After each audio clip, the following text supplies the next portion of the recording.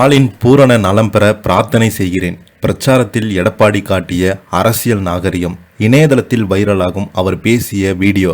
வாங்க என்ன தகவல் என்ன செய்தின்னு இந்த வீடியோவில் விரிவாக பார்க்கலாம். அதுக்கு முன்னாடி முதன்முறையாக நம்ம சேனலை ஃபஸ்ட் டைம் பார்க்குறீங்கன்னா சப்ஸ்கிரைப் பண்ணாதவங்களாம் சப்ஸ்கிரைப் பண்ணிக்கோங்க. பெல் பட்டன்ஸ் மூலமைக்கு நம்ம சேனலோட நோட்டிஃபிகேஷனை எனபிள் பண்ணிக்கோங்க. நாங்கள் போடுற வீடியோ எல்லாமே உங்களுக்கு உடனுக்குடனே வந்து சேரும். வாங்க என்ன தகவல் என்ன செய்தின்னு இந்த வீடியோவில் விரிவாக பார்க்கலாம். லேசான தலை சுற்றதை ஏற்படுத்தி அடுத்து தமிழக முதல்வர் மு.க.ஸ்டாலின் சென்னை அப்போலோ மருத்துவமனையில் அனுமதிக்கப்பட்டார்.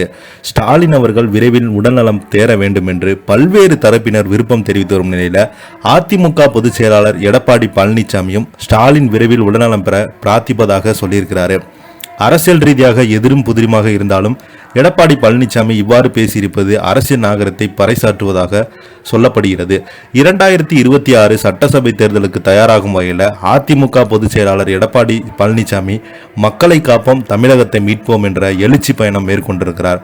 இன்று திருவாரூர் மாவட்டம் மன்னார்குடி அருகே திருவிடைமருதூர் கும்பகோணம் சட்டமன்ற தொகுதியில் பரப்புரை செய்திருந்தார்.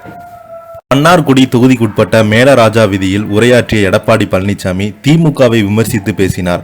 அதிமுக எப்போதுமே விவசாயிகளுக்கு நன்மை செய்கிற அரசு என்று பேசினார். அப்போது முதல்வர் ஸ்டாலின் சென்னை அப்போலோ மருத்துவமனையில் அனுமதிக்கப்பட்டிருந்தார் என்று அவர் விரைவில் உடல்நலம் பெற வேண்டும் என பிரார்த்திப்பதாக பிரசாரத்தின் இறுதியில் சொல்லியிருந்தார். எடப்பாடி பழனிசாமி பேசும்போது, நான் வரும்போது எனக்கு கிடைத்த செய்தி முதல்வர் ஸ்டாலின் உடல்நலம் சரியில்லை என்றார். அவர் பூரண உடல்நலம் பெற என் சார்பில் உங்கள் சார்பில் பிரார்த்தனை செய்கிறேன் என்று சொல்லியிருக்கிறார். திமுகவை விமர்சித்தது எடப்பாடி பழனிசாமி கூறியது, அதிமுக ஆட்சியில் பயிர்க்கடன் 2 முறை தள்ளுபடி செய்யப்பட்டது. ஆனால் இன்று வங்கியில் கூட பயிர்க்கடன் கொடுக்க மாட்டேங்கிறாங்க. சிபில் ஸ்கோர் கேட்கிறாங்க. இந்த திமுக தட்டி கேட்க திணறற்ற அரசாக உள்ளது. திமுக ஆட்சியில் 53,000 கோடி கடன் கொடுத்ததாக சொல்கிறாங்க. எல்லாமே பச்சை போய். மேட்டூர் அணை நீர் கடமடைக்கும் சேரவில்லை என்று இன்று காலை விவசாயிகள் என்னிடம் மனு கொடுத்தாங்க. துர்வாதிலிருந்து அந்த அரசு ஊழியர் செய்தாங்க. ஏறு குளம் எல்லாமே நீர் தேங்குவதற்கு குடிமரத்தார் திட்டம் வந்தோம். தூர்வாரி அந்த வண்டல் மண்ணை விவசாயிகளுக்கு இலவசமாக கொடுத்து இதனால் ஏரி ஆழம் வச்ச விளைச்சல்ல நல்ல கிடைச்சது. இந்த ஆட்சியில் எல்லாத்தையுமே நிறுத்திட்டாங்க. 24 மணி நேரமும் மும்முனை மின்சாரம் கொடுத்தாங்க. திருவாரூரில் நான் தங்கியிருந்த போது அடிக்கடி கரண்ட் கட் ஆகுது. திமுக ஆட்சி வரும்போதெல்லாம் கரண்ட் கட் ஆகிறது. விவசாய தொழிலாளருக்கு பசுமை வீடுகள் கொடுத்தோம்.